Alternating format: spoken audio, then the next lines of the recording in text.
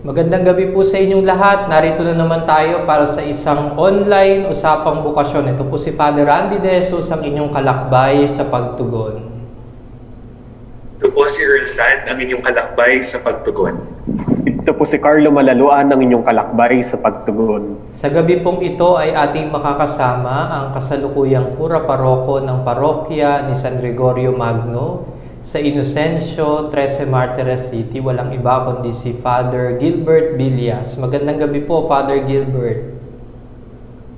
Magandang gabi, Father Randy, Earl, and Carlo.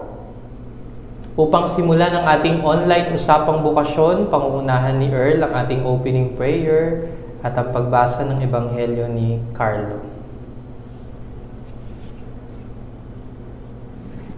Mga minamahal na kapatid, damhin po natin ang presensya ng ating Panginoong Diyos.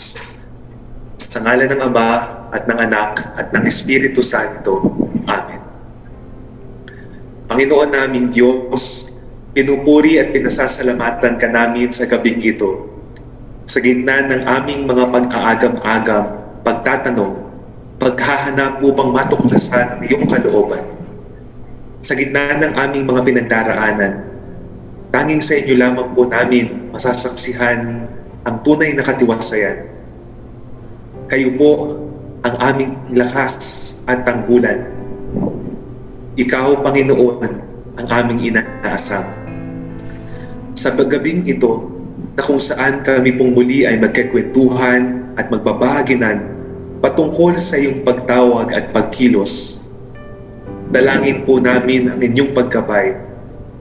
Dalangin namin na masaksihan ka sa mismong kwento rin ng aming buhay. Hipuin mo po ang kalooban ng bawat isa sa amin at kami rin naway makatugon sa iyong panawagan. Ikaw na nagmamahal sa amin, magpasawalang hanggan. Amen. Mga kapatid, buksan natin ang ating puso't isipan sa pagbasa ng mabuting balita ayon kay San Marcos. Muling pumunta si Jesus sa baybayin ng lawan ng Galilea. Sinundan siya ng napakaraming tao at sila'y tinuruan niya. Nagpatuloy siya ng paglakad at nakita niya si Levi na anak ni Alfeo na nakaupo sa paningilan ng buwis. Sinabi sa kanya ni Jesus, "Sumunod ka sa akin." Tuminding naman si Levi at sumunod. Nang si Jesus at ang kanyang mga alagad ay kumakain sa bahay ni Levi, nakisalo sa kanila ang maraming publikano at mga makasalanang sumunod sa kanya. Nakita ito ng ilang eskribang kabilang sa pangkat ng mga Pariseo at tinanong nila ang kanyang mga alagad, bakit siya sumasalo sa mga publikano at mga makasalanan? Narinig ito ni Jesus at siya'y sumagot, "Hindi nangangailangan ng manggagamot ang walang sakit, kundi ang may sakit. Naparito ako upang tawagin ang mga makasalanan, hindi ang mga banal." Ang mabuting balita ng ating Panginoon. Pinupuri ka namin, Panginoong Hesukristo. Maglaan po tayo ng sandaling katahimikan.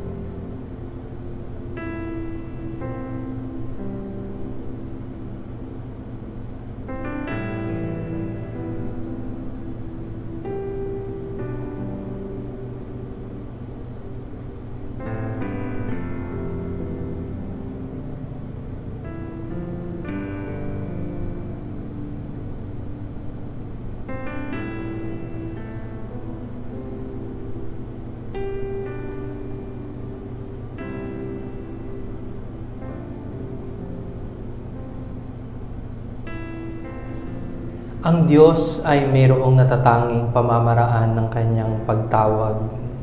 Kung minsan, hindi ito agad-agad na maunawaan, hindi lamang ng taong kanyang tinawag, kundi maging ng mga tao sa paligid ng taong tinatawag ng Diyos. Sabi nga, ang pamamaraan ng Diyos ay hindi ang pamamaraan ng tao. Ang pamamaraan ng Diyos ay laging pamamaraan ng pag-ibig. At dahil sa ito ay pamamaraan ng pag-ibig, ginagawa niya ito palagi na konkreto. Isang personal na pahayag ng kanyang pagpapahalaga, lalo na sa taong kanyang inaanyayahan upang mag-alay ng sarili at maglingkod, lalo tigit sa sambayanan na kanyang ipinagkakatiwala dito. Sa gabi pong ito ay ating matutunghayan at mapapakinggan ang isa na namang kwento ng bukasyon sa katauhan ng ating panauhin, walang iba kundi si Father Gilbert Villas. Father Hill. Okay, magandang gabi, Father Andy, Carlo, and Earl. So, kwento ng bukasyon. Ako nga pala ay tubong Mindoro sa Lubang Island at pumasok sa seminary dito sa Diocese of Imus dahil kay Father Manny Villas na nag-anyaya sa akin. Pero ang plano ko talaga kung magpapari ako ay sa Mindoro. Pero katulad ng karanasan ni Father Manny ay gusto niya sa Mindoro pero parang hindi ganoon ang pagnanais na tanggapin pagaling sa aming isla. Pero yung nagsimula yung aking vocation story from ako ay anak ng isang katekista, ang nanay ko ay katekista. Tapos yung lola ko na nanay ng mother ng nanay ko ay palaging nasa simbahan, palasimba, laging nagdadasal. Actually, nakuha ko din sa lola ko yung palaging pag-rosaryo, pagdarasal. Tapos yung nanay ko, dahil nga katekista, so marami kaming mga babasahin about sa Diyos, about sa simbahan, meron kaming mga Bible comics. So nung bata ako, lagi ko yung binabasa. Then yun nga, lola ko, lagi nag-aanyay magdasal, lagi niya akong dinadala sa simbahan, gayon din ang nanay ko dahil nga katekista. And sa tuwing meron kaming mga role-playing or mga presentation na mula nang ako, naalala ko ng grade, mga elementary years ko, lagi akong kinukuha bilang pari. Tapos yung mga teacher, sabi sa akin, magpari ka. Then hanggang habang lumalaki din ako hanggang high school, ganun lagi yung sinasabi sa akin. Pero doon din, mula pagkabata, dahil nga katekista yung nanay ko, palagi niya akong naisasama tuwing may meeting sa main parish sa amin sa Mindoro, sa Our Lady of the Assumption Parish under ng SBD. So, every time na pupunta ako, may mga seminarista, kakausapin ako. Natatandaan ko mula pagkabata, kinakausap ako ng mga seminarista, ng mga tinatawag namin mga fraters, and gayon din mga pari. Ikaw ay magpari ka paglaki mo, ha? Tapos, parang nasa isip ko na din yun, yung ano ba yung buhay pagpapari na dahil nga sa pagiging masimbahin ko din, dahil din sa mga maraming nakakausap ng mga fraters at din sinasabi din ng mga teacher sa akin na ikaw ay magpari, parang na sa isip ko yung pagpapari. Pero nung high school na ako, natatanda ko, parang okay pa talaga ang buhay pagpapari. Parang hindi ko kakayanin ang buhay pagpapari. Parang ang hirap. Tapos, yun nga, naging interesado na rin ako sa kakausap sa akin. Sabi ko, ano ba pinag-aaralan sa buhay pagpapari? Akala ko dati, puro Bible lang, pinag-aaralan. Tapos isa pa ay, kamusta di sa buhay pagpapari? Sabi ko, kakayanin ba, lalo pat, ako naman, kami naman ay hindi mayamang pamilya, simpleng buhay lang ang meron ako, meron kami, na yung pagpapari ay kakayanin ba namin?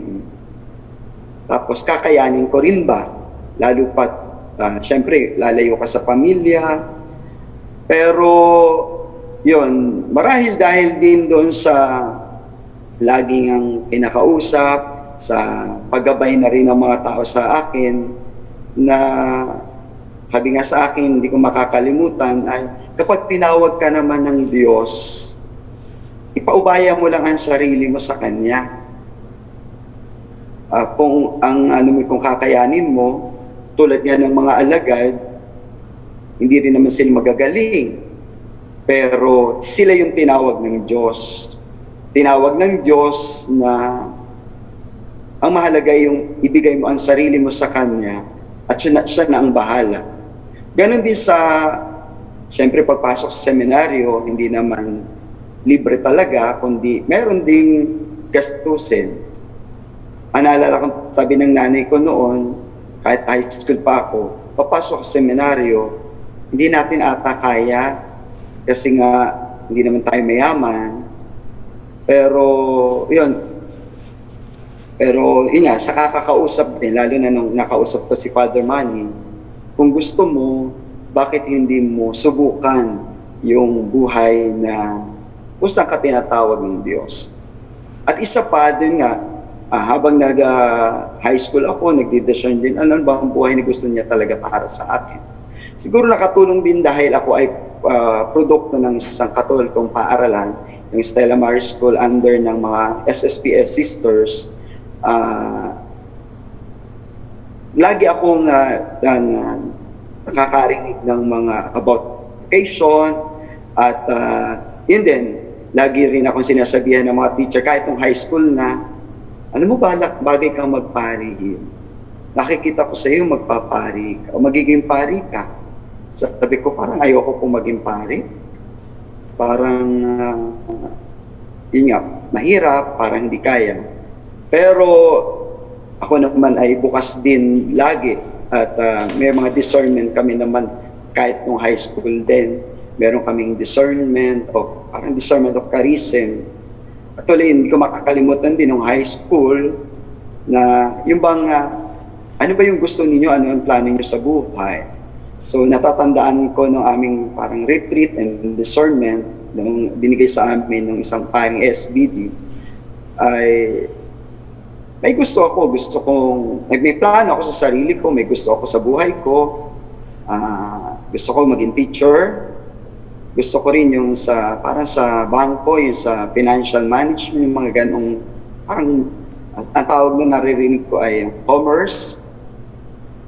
Tapos, ang dami kong gustong subukan.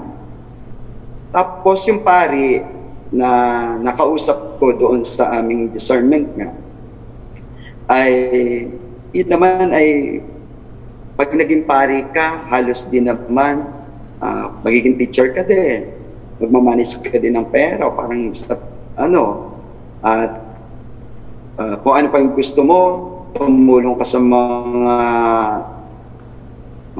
nangangailangan, ay magagawa mo din yon pag ikaw ay naging pari or ikaw ay tumugon sa tawag ng pagpapari. Pero hindi pa rin yun ang nag-convince sa akin na pumasok sa pagpapari. Ang bumalik sa akin, yun nga, dahil nasa discernment ako at pag-iisip din na sa buhay pagpapari,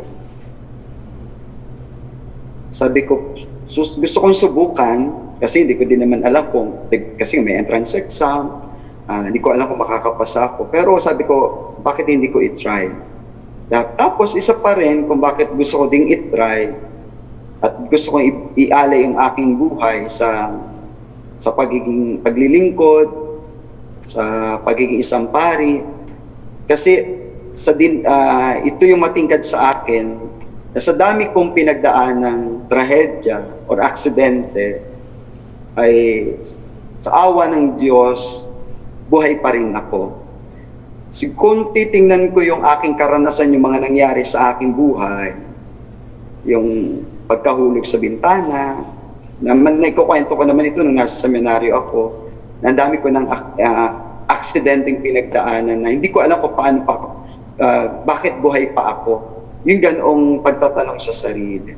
When I was I think 1 or 2 years old, nahulog ako sa bintana from the second floor ng bahay ng lola ko. Tapos nahulog din ulit ako sa bintana nung sa bahay ng lola ko din sa mother side, na maraming tusok-tusok na kawayan na himala na hindi ako natusok. Kasi kung ay tusok talaga ang katawan ko dahil sa pagkakahulog. Tapos nahulog din ako sa hagdanan mula sa pinakamataas pababa. Ang dami kong pinagdaanan, nalunod din ako sa dagat at nabuhay pa rin ako.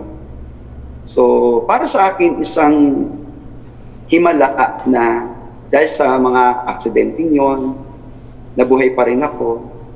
At nga, minsan naikwento ko din ito nung ako ay high school, dun sa isang pari. At lagi ko na may kinukwento, pag tinatanong, ba't ka ba nagpari? Para sa akin, ang buhay na ito ay biyaya ng Diyos. Pinagkalooban pa rin ako mabuhay. At isa pa, na dahilan din, kasi ang nanay ko ay may problema siya sa heart, hindi na siya pwedeng mag-anak actually. Isang anak lang, pinagbawalan na siya ng doktor. So, kahit ganoon, sabi nga ng nanay ko, kung kalooban ng Diyos ay ibibigay, ipagkakaloob niya, hindi niya hahayaang ako mapahamak at yung anak ko din. At yun yung kwento ng aking buhay na kung bakit may plano ako, mayroon akong gusto sa sarili ko, may plano rin ako sa pamilya ko. Pero mas binigyan ko ng kung bakit ako tumugon, bakit ko sinubukan na pasukin ang buhay pagpapari, ay dahil doon sa pinagkalooban pa rin niya ako ng buhay. Kung hindi man ako maging pari naman, gusto ko din namang maglingkod sa simbahan. Dahil nga doon sa buhay na patuloy na ipinagkakaloob sa akin ng Diyos. Patuloy na ipinahihiram sa akin ng Diyos. Kaya, yung inspirasyon din ng mahal na Birheng Maria, ipaubaya mo na lang ang sarili mo sa Diyos. Your will be done. Handa akong tumugon sa tawag mo. Kahit hindi maliwanag sa akin ano ba yung papasokin kong buhay, hindi ganong kalinaw sa akin, pero yung laging pagpapaubaya ng sarili, pagbibigay o pagsusuko ng sarili sa Diyos. Kung sa intellectual na kaalaman, sabi ko nga, hindi alam ko, kilala ko ang sarili ko, hindi naman ako ganun matalino, pero nakakaraos naman, nakakapasa naman, at hindi naman para sa akin, hindi naman ako ganun kahina, pero yun nga, through the grace of God o sa biyaya ng Diyos sa akin, nalalampasan ko yung mga hamon sa buhay. At yun nga, hanggang pasukin ko ng seminaryo at puro pagpapaubaya ng sarili sa Kanya. Sabi ko lagi sa sarili ko, tinawag mo ako, lagi pag kami nag-uusap sa prayer life, tinawag mo ako, kahit alam ko, ang kilala ko ang sarili ko, ikaw ang Diyos na makapangyarihan, na kung saan ay hindi magpapabaya sa akin. Laging tutulong sa akin. At simula pa naman ng pagkabata, hindi nawawala sa akin yung prayer life. Laging nagdadasal. Laging sa akin ang pagsisimba ay napakahalaga na ganun ko ibinibigay ang aking sarili sa Diyos. Kaya nga hanggang ngayon I totally surrender my life to God kung ano yung kalooban niya para sa akin. Isa hindi mo maintindihan, hindi mo maunawanan ng kalooban niya. Pero total surrender, pagpapaubaya lagi sa Diyos. Siya lang naman ang nakakakilala sa akin at siya lang din naman ang tutulong sa akin. At sa atin namang lahat na tinatawag at tumutugon. Kaya yung buhay na patuloy niyang ipinagkakaloob sa akin, bagamat may pamilya, hindi ko naman sila kinakalimutan. Pero sabi ko, mas I prioritize the Lord o ang aking priority sa buhay ay walang iba kundi ang Diyos. Yun yung aking kwentong bukasyon kung paano ako tinawag ng Diyos. Mula pagkabata, hinubog na akong sa gawain para sa simbahan, sa pagsisimba, pagdarasal, at tinitreasure ko yun. Yan lang po at maraming salamat. Salamat, Father Hill, sa unang bahagi ng ating usapang bokasyon. No? Carlo and Earl at mga nanonood sa atin ngayong gabi. Kung mayroon mang mga matitingkad na halos nakikita natin sa larangan ng pagbabahagi ni Father Hill, tatlong bagay yung nais ko na bigyan ng pansin. Una, yung bunga ng isang paghuhubog o ng paghuhubog ng isang pamilyang may pagpapahalaga sa Diyos. Sabi nga sa atin ni Father Hill, ay simula pa pagkabata, dahil na rin sa halimbawa at paglilingkod ng kanyang nanay bilang katekista at pagiging bahagi ng ilan pang mga paraan ng paglilingkod sa simbahan, pagdarasal, at pagbibigay ng pagpapahalaga sa Diyos, unti-unti niyang nakilala ang Diyos. Pangalawa, yung pagiging bukas.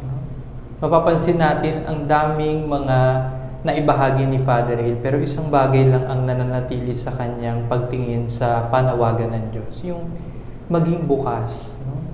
Maging bukas na maaring tinatawag nga siya ng Diyos. No?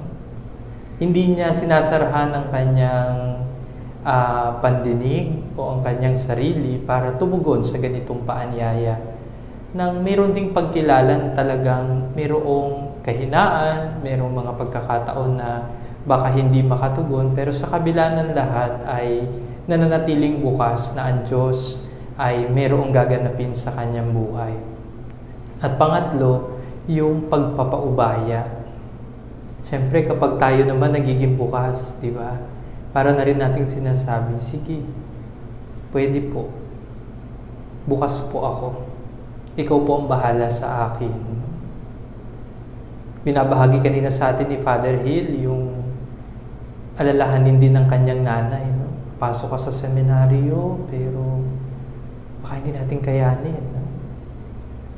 Pero dahil naging bukas at natutong magpaubaya sa Diyos, yung dating nagbabakasakali, yung dating tumitingin na kung paano niya makakaya ang buhay na ito, ngayon ay nakatugon sa kabila ng lahat. No? Matingkad din yung kwento ni Father Hill sa atin, Father Hill, Carlo and Earl. No? Sabi ni Father Hill, maraming beses daw siyang nahulog. No? Mm-hmm. Ang taas nun, ha? Second floor, Father Hill. Yes. Tapos, hindi lang isang beses, parang naulit pa, no? At yung isa mas grabe kasi may mga patusok-tusok na mga kawayan na nakaabang sa kanya, pero nalunod pa si Father Hill, no? So, ang daming mapanghamong sandali sa kanyang buhay. Pero sa kabila ng lahat, ano ang kinilala ng kanyang pamilya?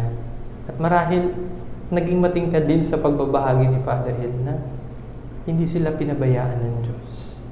At sa paglipas ng panahon, sa kabila ng pagiging bukas, sa kabila ng pagpapaubaya, nagawang tumugon, nagawang tumalima, nagawang sumunod sa tawag ng Diyos. Mga kapatid, magbabalik po kami pagkatapos ng ilang patalastas.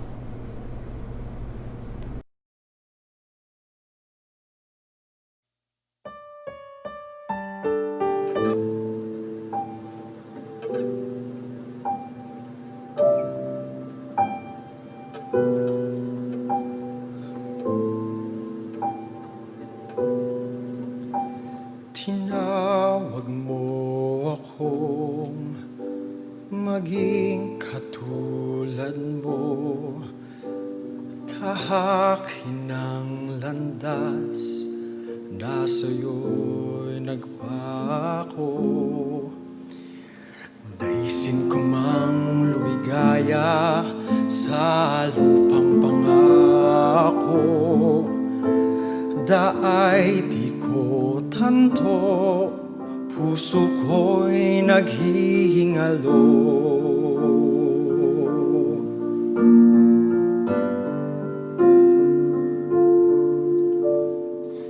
Nais ko magpunta kung nasaan ka, makita ka at masilaw sa iyong liwanag at ganda.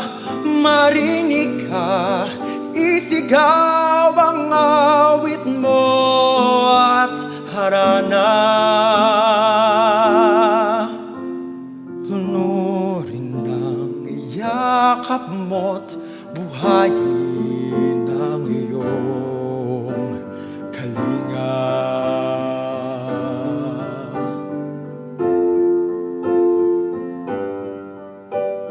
Ngunit paano hakbang itong habang sugatan?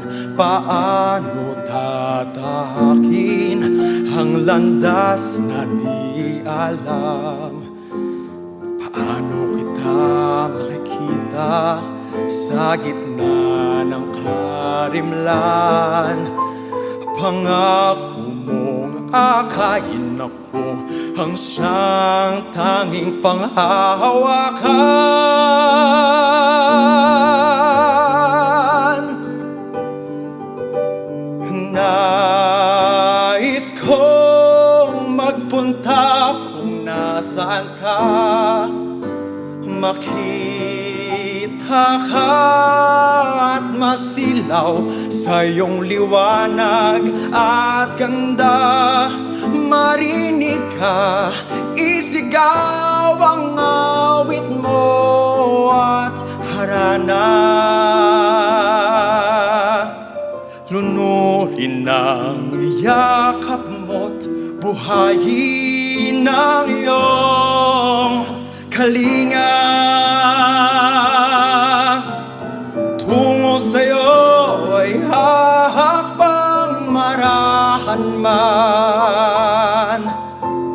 Ika'y daratnang sa aking nagabang.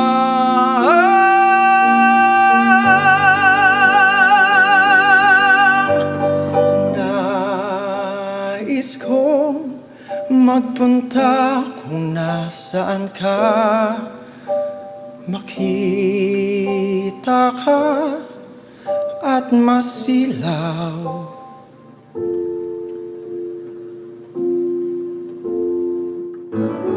Nais kong magpunta kung nasaan ka, makita ka at masilaw sa iyong liwanag at ganda. Marinig ka, isigaw ang awit mo at harana. Lunurin ng yakap mo't buhayin ang iyong kalinga.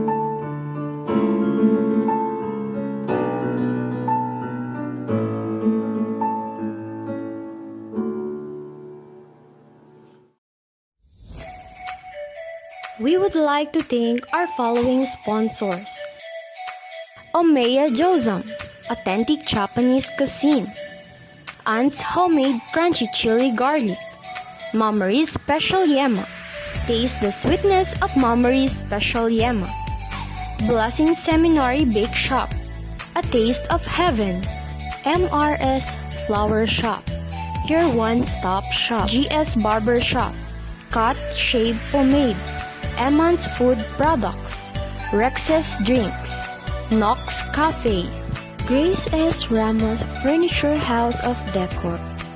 Thank you for supporting our social media ministry. God bless you.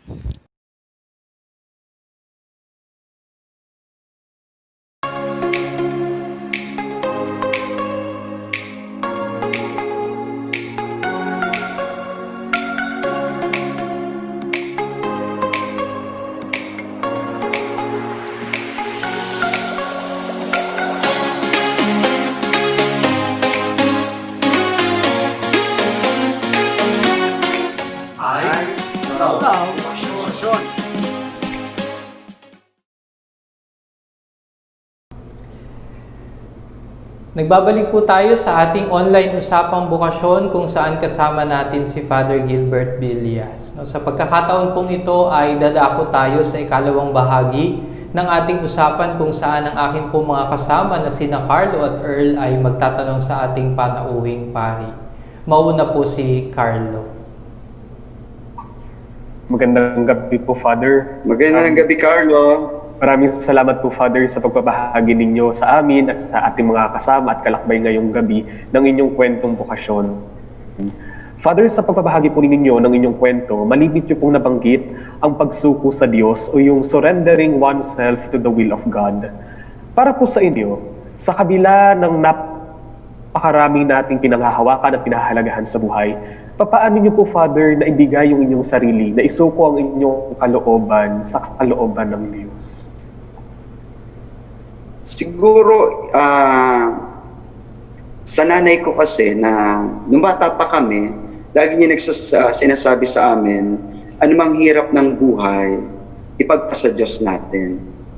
Siguro dahil nga sa pagiging katekistan niya, at saka sa pamamagitan ng mga seminars na ina-attendan niya, saka sa mga pare na nakakahalubilo niya bilang katekista, yun din ang lagi niyang itinuturo sa akin, sa amin bilang pamilya, lalo na sa akin bilang seminarista noon na nagpapari, na ipaubaya mo lang ang sarili mo sa Diyos, pagpasa Diyos mo ang lahat. Mahirap man, pero hindi mo kaya, pero ang Diyos na andyan para tulungan ka. Kaya laging ako, kahit naman nung nag-aaral, hindi naman talaga madali. Lalo na yung naranasan kong pumasok sa San Carlos, na yung madaling araw, alas 3:30 gigising ka, pagkatapos papasok ka ng alas 5, so uwi ka minsan alas 9 ng gabi. Hindi madali, mahirap. Na minsan gusto ko nang sumuko na parang ayoko na, dahil sa hirap ng nararanasan para makapag-aral. Tapos, ang dami mo pang pag-aaral, ang dami babasahin. Pero sa biyaya ng Diyos, sa pagiging tapat ng Diyos, ako, pag tinano ko yun, pag binabalikan ko yun, ramdam at dama ko, gaano kabuti ang Diyos, gaano niya ako tinutulungan sa mga hirap.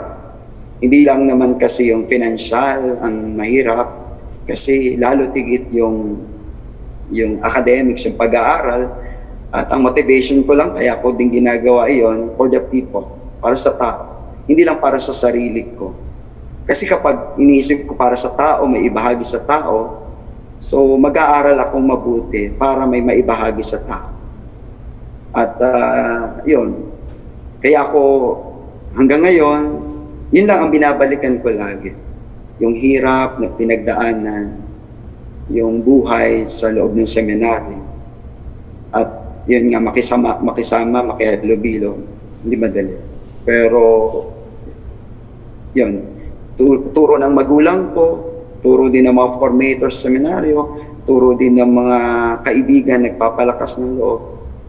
Kaya yun ang aking pinanghahawakan, yun ang nagsisilbing lakas sa akin, na nagbibigay lakas sa akin, at nagpapatatag sa aking buhay, para patuloy na tugunin ang tawag ng Panginoon Diyos. Maraming salamat po, Father, sa inyo pong sagot at saka sa pagbabahagi po sa amin. Mga kapatid, minsan nga may nagtanong sa akin, pag pumasok ka sa buhay pagpapari, sa buhay seminaryo, may mga bagay kang iiwan. At para sa kanila, manghang-mangha sila at nagtataka sila kung bakit parang kaya mong ibigay, kaya mong ialay yung mga bagay na pinahahalagahan mo, yung pinanghahawakan mo para tumugon sa isang buhay sa paglingkod sa Diyos. At minsan tinatanong nila, bakit? Paano mo nagagawa yun? Hindi ba parang nawawalan ka? At yun din po yung aking tanong noong una. Pero ngayon ay unti-unti kong nauunawaan na hindi naman po pala sa pag-aalay ng sarili, hindi ka nawawalan, kundi nagkakaroon ka. So, parang kumbaga, tama po kayo, Father, sinabi niyo po mahirap, pero parang inaanyayahan tayo ng Diyos na to empty our glasses so God can fill these glasses na pwede nating ipasa sa iba, na pwede nating ihain at ialay sa ibang tao. And sa pagbabahagi niyo po kanina, Father, sinabi ninyo, marami kayong pangarap sa buhay, marami kayong ambisyon, marami kayong iniisip para sa kinabukasan, pero inialay ninyo po ang inyong sarili at pinaubaya po ninyo yung inyong kalooban sa plano ng Diyos. At nakita po natin kung gaano higit na kadakila yung plano ng Diyos para sa bawat isa sa atin kaysa po sa ating mga plano sa buhay. Maraming salamat po ulit at magandang gabi po. Gandang gabi. Ngayon naman ay pakinggan natin ang tanong ni Earl kay Father Hill. Good evening po, Father Hill. Good evening, Earl. Kumusta na po kayo? Maayos pa naman. Ayos pa naman po. Salamat. Father, siguro po, katulad rin po nung katanungan ni Carlo, no, kasi matingkad din sa nakukuha ko po sa pagbabahagi niyo po sa amin ay yung patungkol sa pagpapaubaya sa Diyos. No? Ito naman po yung tanong ko, no? Naranasan niyo bang parang sinubok, no? Sinubok kayo, no, sa proseso ng pag-uubok sa pagpapaubaya niyo sa Diyos, no? At sa huli ay nakita niyo at natagpuan niyo na ang Diyos ay tapat pa rin sa gitna ng mga pagsubok na ito dahil kayo ay nagpapaubaya sa Kanya. So, sa karanasan ko, ang daming kung paano ko sinubok ng Diyos. Sa pagpasok pa lang sa seminary, bago ako pumasok, nagkasakit kasi ang tatay ko. So, kaya lalo ang nag-anong nanay ko, baka hindi natin kayanin, anak. Kasi ang tatay ko noon ay nagkaroon ng butas ng bituka niya, gumastos kami ng malaki. Tapos, na-stroke din siya. So, tapos, nung nasa seminary, third year seminary formation sa OLP, noon naman na comatose ang tatay ko. Na tinawagan ako, comatose ang tatay mo. Sabi ko, hindi ko alam ang gagawin ko kung paano. Umaga yon. Nagpunta lang ako ng chapel, Lord, hindi ko alam kung anong gagawin ko. Kung ganun ang kalagayan ng tatay ko, lalabas na lang muna ako. Pero nung after lunch, nung hapon, tumawag ulit na wala na ang tatay ko. So yung sinubo ko ng Diyos na sabi ka, kasi, Lord, kung ano ba talaga ang plan mo sa akin, kasi kung ganun ang kalagayan ko ng magulang ko, ay lalabas na lang po muna ako para tulungan sila. Tapos yun nga, nangyari, hindi naman niya hinayaan na manatili na lang. Hindi naman sa natutuwa ako, kundi siguro yung ng Diyos sa akin na ako bahala. Kasi kung comatose ang tatay ko, walang magtatrabaho, mapipilitan akong lumabas muna para tulungan ng nanay ko. Kasi tatatlo naman kami magkakapatid, yung bunso kong kapatid elementary during that time. So hindi pa niya kaya. Tapos yung kuya ko noon ay nasa abroad. So ako lang ang parang panganay na nasa Pilipinas. So yun yung matinding kung saan sinubok ako ng Diyos kung lalabas ba ako o magpapatuloy pa rin. Pero isang biyaya din siguro ng Diyos yun sa akin na kaysa paghirapin pa yung tatay ko sa kalagayan niya, ay kinuhanan niya. So nagpatuloy ako. Kasi nung mawala na yung tatay ko, sabi ko sa nanay ko, lalabas muna ako. Parang binibiro ko yung nanay ko, lalabas muna ako. Tapos kinausap ko yung spiritual director noon during that time, si Father Manny, na hindi ko makalimutan ang sinabi niya ay, kapag lumabas ka ba talaga bang ikaw lang aasahan sa pamilya? Pero sabi naman ng kuya ko, siya ang bahala. Yun, nagpatuloy ako, hindi ako lumabas. Nagpatuloy ako ng pag-uhubo. At hindi naman talaga niya pinabayaan. Yun naman ang conversation namin with God. Pumasok ka, yung bang ganun, tugunin mo ako bahala. At yun ang naranasan namin bilang pamilya. Marami man kaming mga pagsubok na pinagdaanan, siguro dahil talagang ganun, pag tinatawag ka ni Lord para tumugon sa Kanya, hindi madali. Maraming pagsubok. Nandiyan sinasabihan ako minsan ng mga kamag-anak namin, parang kang tanga. Papari ka, ang pamilya mo, parang tumutulong sa kanila. Hindi ko sila pinakinggan kasi ang pinakinggan ko yung pamilya ko. Yung nanay ko, yung kuya ko, na bakit ko sila papakinggan? Yung nanay ko nga mismo, nagsabi sa akin, huwag mo kaming alalahanin, huwag mo kaming isipin, karya ng Diyos. Yun, sa nanay ko kasi yun ang lagi niyang bukang-bibig sa akin. Sa amin, nandiyan lagi ang Diyos. Hindi magpapabaya ng Diyos. Kaya yun din, yung sa mga salitang hindi magpapabaya ng Diyos, kahit may mga pagsubok, tutulungan tayo. Kaya yun, patuloy akong tumutugon doon sa tawag na yun. Kahit mahirap, kahit may mga pagsubok, yun ang mabuti ang Diyos. Maraming salamat po, Father. Parang speechless ako. na para pong sa nararanasan natin at nararamdaman ngayon ng mga minamahal na kapatid ay minsan, para bang matatanong natin sa ating sarili, tayo ba'y sinusubok ng Diyos? Nasaan ang Panginoon? Pwede namang smooth na lang ang flow, kung katulad ng mababasa natin sa isang nobela o papanood natin sa isang teleserye.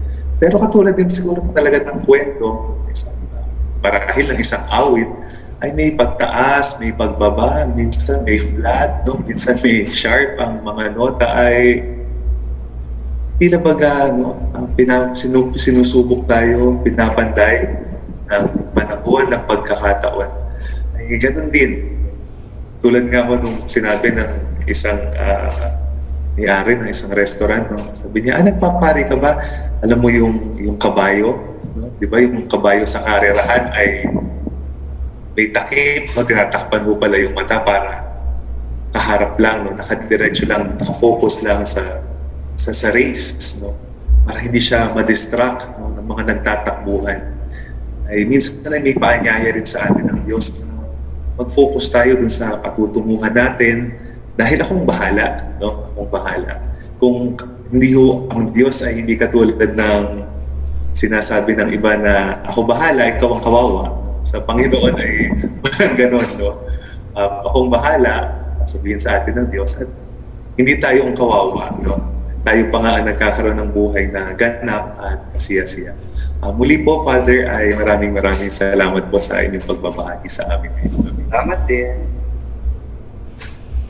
Napakayaman ang ating bahaginan. Salamat, Carlo, Earl, at sa mga tugon sa atin ni Father Hill. Siguro upang bigyan ng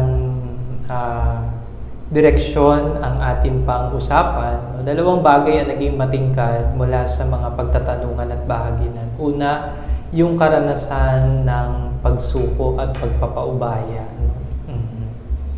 Maraming mga bagay sa buhay natin na kailangan nating hayaan ng Diyos na ganapin ang kanyang bahagi sa buhay natin. At kapag ginaganap ng Diyos ang kanyang bahagi, siya rin ay nag-aanyaya sa atin para ganapin din yung bahagi natin para sa Kanya. Yun bang ipinagpapaubaya na natin? Hinahayaan na natin na, Panginoon, Ikaw na ang kumilos sa akin. Panginoon, Ikaw na ang maghari sa akin. Panginoon,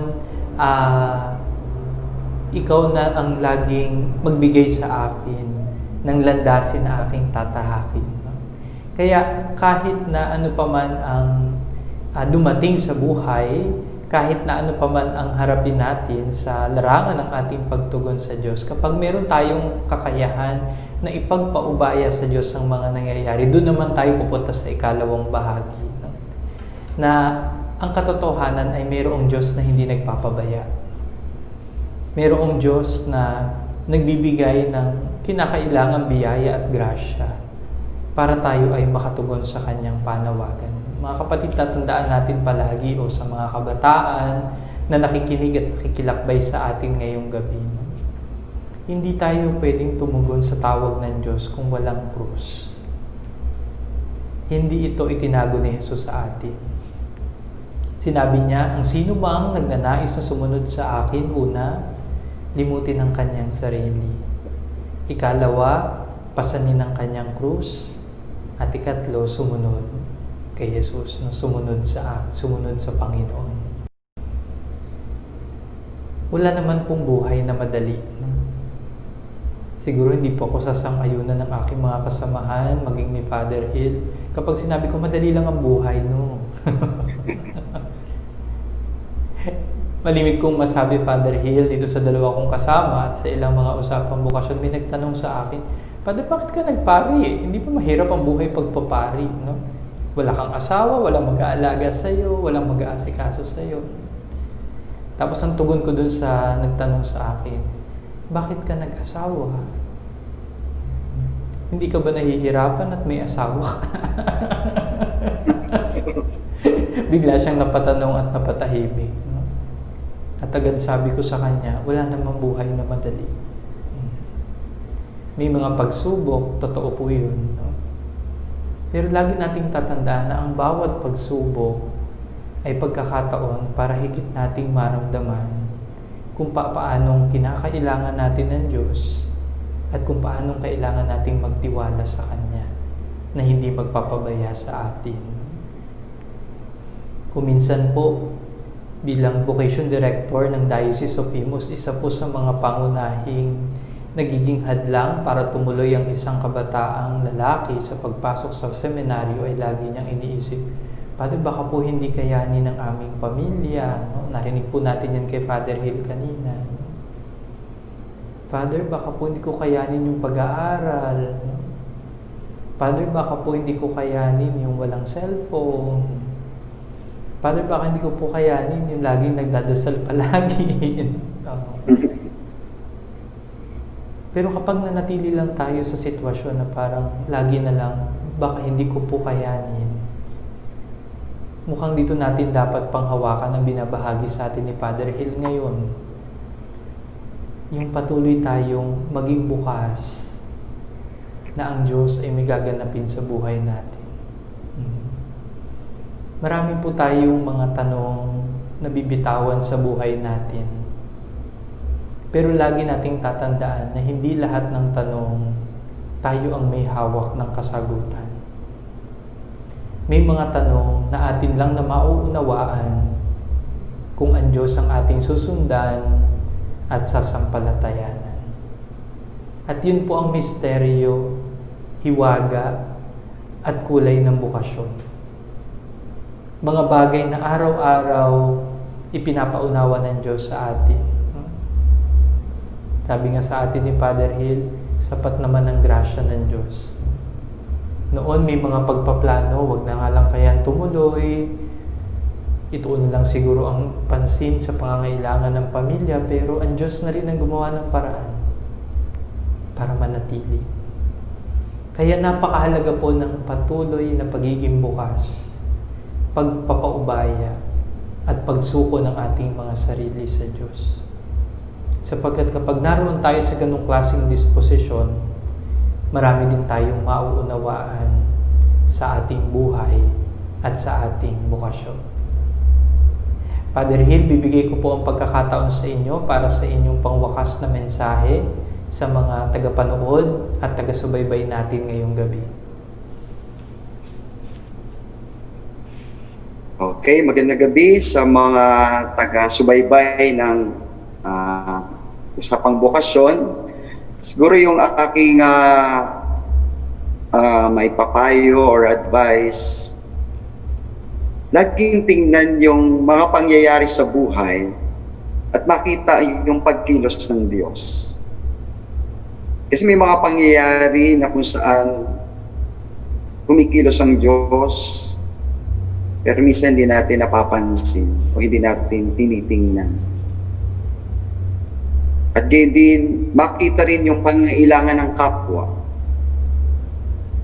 May mga sa akin ang nakatulong din para tugunin ang buhay na ito. Yung may pangangailangan ng mga tao. Uhaw sa salita ng Diyos. Uhaw sa madamang pag-ibig ng Diyos. So, pwede naman ako makapagbigay. Pwede naman ako makapagbahagi. Kaya, yung buhay na kaloob ng Diyos, dapat naman ialay sa Kanya. Ano man ang bukasyon na kung saan tinatawag ng Diyos? Meron nga lang kami, katulad ko, tinawag ako sa buhay na single, religious, upang maibigay ng buong sarili para sa Panginoon. Pero ganun din naman kung may pamilya. Ialay mo rin yung gagawin mo lahat ng ito dahil ginagawa mo sa Panginoon. At gawin ang lahat na ginagawa ito sa Panginoon at magiging maligaya. Ano ba ang bukasyon mo? Saan ka man tinatawag ng Diyos?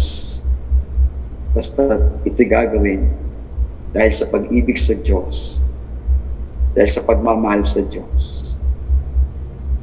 Yun ang halaga ng buhay. Dahil magandang rin natin sa buhay, ano bang maiiwan mo sa buhay sakali mang yung ipinahirap ng Diyos ay bawiin sa'yo. Ano yung contribution mo? Ano yung ambag mo? Ano yung magsisilbing inspirasyon sa mga tao para mahalin din ng Diyos? Kaya kung tinatawag ka ng Diyos, huwag mag-atubiling tumugon. Huwag mag-alinlangan, kundi magpaubaya. Paubaya mo ang sarili mo sa Diyos. Dahil ang Diyos ay tapat sa Kanyang pangako. Kung kaya naman, maging tapat din tayo sa Kanya. Tapat ang Diyos sa atin, maging tapat din tayo sa Kanya. Puno ng pagmamahal ang Diyos sa atin, kaya magmahal din tayo. Ipadama ang pagmamahal ng Diyos sa ibang tao. Dahil sa atin, o bawat isa sa atin, laging makakahikayat o magiging instrumento ng Diyos para manampalataya at manalig sa Kanya. Ang mahalaga, kabukasan ng kalooban. Yun naman ang sabi ng Panginoon. Maging bukas ka at siya'y laging tutugon. Siya'y laging nandyan para tayo ay Kanyang tulungan. Ilang at sana ay yung aking buhay, aking bukasyon, kwentong bukasyon ay magsilbing inspirasyon sa atin na tumugon sa tawag ng Diyos. May pangailangan ng pamilya, pero hindi naman ibig sabihin, pag tumugon kay pababayaan mo na sila. Nandyan ka pa rin para alalayan sila, para tulungan sila sa abot ng iyong makakaya. Pero sana yung maalab na pag-ibig sa Diyos at ang pagmamalasakit lagi sa kapwa. Paano sila tutulungan, paano sila aakayin patungo sa malalim na pagkilala. Low battery, please charge. Maraming salamat. Maraming salamat, Father Hill, sa iyong pagbabahagi ng oras, panahon, at ng kwento ng iyong bukasyon. Para po sa inyong lahat na mga nagnanais na mas lalo pang palalimin ang usapan, ay maaari po kayo mag-iwan through private message sa Ministry ng Bukasyon Facebook account at sa Bukasyon Kung Tawagin. Low battery, please charge. Ay nalulo na po yung battery. Oo. Para po sa gayon ay magabayan po kayo sa paraan na maaari po namin na magawa para po sa inyo.